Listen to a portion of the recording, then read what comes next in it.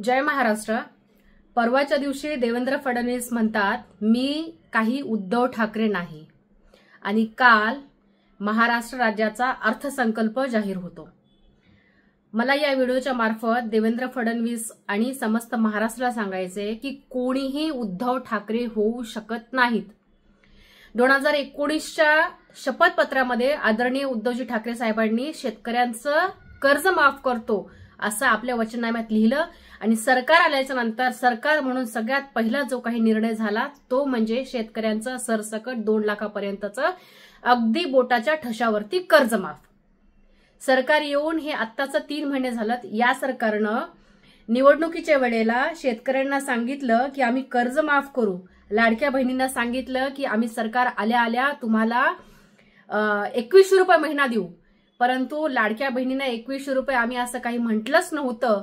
आणि काल जो अर्थसंकल्प जाहीर झाला त्यामध्ये शेतकऱ्यांच्या हातावरती तुरी दिल्या। शेतकऱ्यांच्या कर्जमाफीचा कुठेही उल्लेख नाही कालच्या अर्थसंकल्पामध्ये। आता सरकारमधले लोक म्हणतात की आम्ही असं काही 2100 रुपये बद्दल बोललोच नव्हतो। तर मला या महाराष्ट्राला या व्हिडिओच्या मार्फत एक पुरावा द्यायचा आहे, तो नक्की ऐका। फार छोटासा पुरावा आहे। पुढच्या पूर्ण कालावधीचे पैसे त्याचं नियोजन आम्ही केलेलं आहे की आमच्या लाडक्या बहिणींना फक्त 1500 वर नाही ठेवायचं, 1.5 2, 2 2.5, 2.5 3 त्याही पेक्षा जास्ती तुम्हाला बळ दिलं तुम्ही तर ते वाढतील। आपल्या मतदानाचा आशीर्वाद मिळाल्यास येत्या निवडणुकीमध्ये महायुती विजयी झाल्यास महिलांना दर महिन्याला एकूण 2100 म्हणजे 2100 रुपये त्या ठिकाणी मिळतील। येत्या विधानसभा निवडणुकीनंतर आमचं महायुतीचं सरकार लाडकी बहीण योजनेअंतर्गत मिळणारी रक्कम वाढवण्याचा निश्चित प्रयत्न करेल। 2100 देखील आम्ही देणार आहोत। आता बजेटच्या वेळी त्याचा आम्ही विचार करू।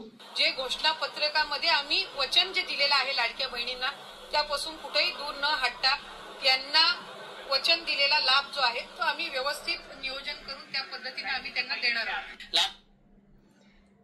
बघा लाडक्या बहिणींनो आणि लाडक्या शेतकऱ्यांनो, तुम्हाला या सरकारनं काय दिलं तर काहीच दिलं नाही, परंतु तुमचा उपयोग या निवडणुकीमध्ये पुरेपूर करून घेतलेला आहे। एवढंच मी आपल्याला सांगू इच्छिते आणि जाता जाता अजून एक सांगते, आनंदाचा शिधा बंद झालाय बरं। जय महाराष्ट्र।